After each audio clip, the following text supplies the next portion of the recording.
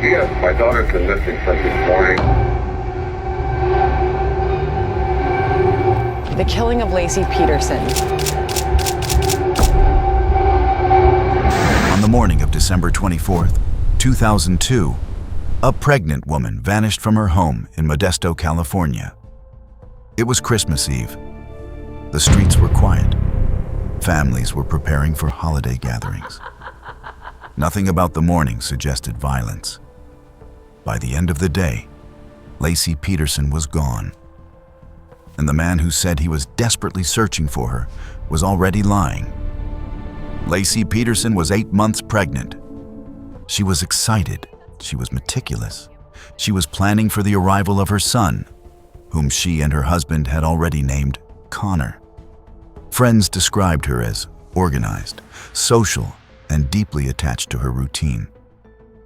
She didn't disappear without explanation, and she didn't walk away from her unborn child. Scott Peterson, her husband of 5 years, told police that morning began normally. He said Laci had been cleaning the house. He said she planned to walk the dog. He said he left around 9:30 a.m. to go fishing alone at the Berkeley Marina. When he returned that evening, the house was empty. Laci was gone. Scott reported her missing that night. He sounded calm, concerned, but controlled. He told police Laci was wearing black pants and a white top. He said she was last seen walking their dog. Search teams mobilized immediately. Volunteers flooded the neighborhood. Helicopters circled overhead. The dog was found wandering with its leash still attached. Laci was nowhere. At first, investigators treated the case as a missing pregnant woman. But almost immediately, something felt wrong. Not with the scene, with Scott. Scott's timeline raised questions. He claimed to have gone fishing alone on Christmas Eve. A cold day, a long drive, a solitary trip. He told investigators he didn't usually fish there. He said he had just decided to go. Then police learned something Scott hadn't volunteered. He was having an affair.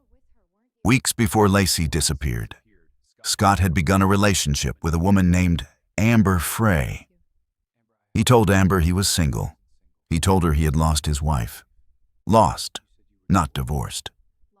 Lost, as in dead. On December 9th, 2 weeks before Laci vanished, Scott told Amber that Christmas would be his first holiday without his wife. At the time, Laci was still alive, still pregnant, still planning a future. When police confronted Scott with this information, he didn't deny the affair. He minimized it. He said it was irrelevant. Investigators didn't agree. As the search intensified, Scott's behavior grew more disturbing. He appeared more focused on managing public perception than finding his wife. He sold Laci's car. He inquired about selling her belongings. He changed his appearance, dyed his hair, started carrying large amounts of cash. Media attention exploded. Laci's face appeared everywhere. Scott began giving interviews. His words sounded right. His tone didn't. Behavioral experts noted his lack of urgency, his emotional detachment, his consistent self-focus.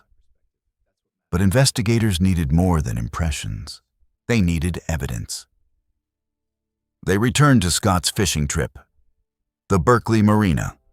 The location mattered. It was not random. Scott had purchased a fishing license for December 23rd and 24th. He had researched tidal movements. He had told no one he was going.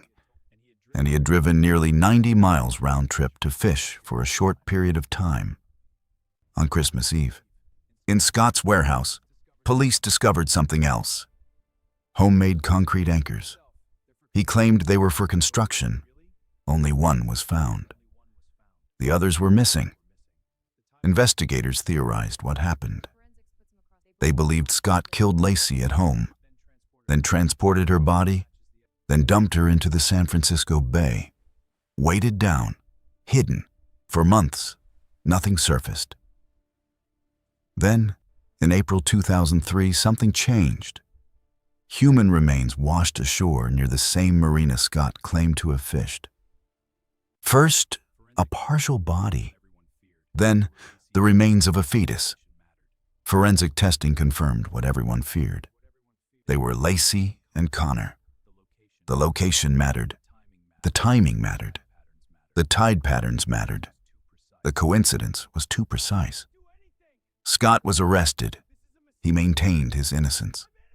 He claimed Laci had been abducted by strangers. He pointed to other crimes in the area. He blamed the media. He blamed investigators.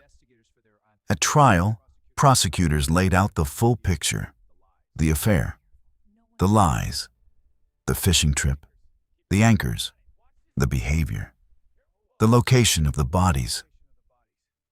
They didn't argue Scott snapped. They argued something worse, that he planned it.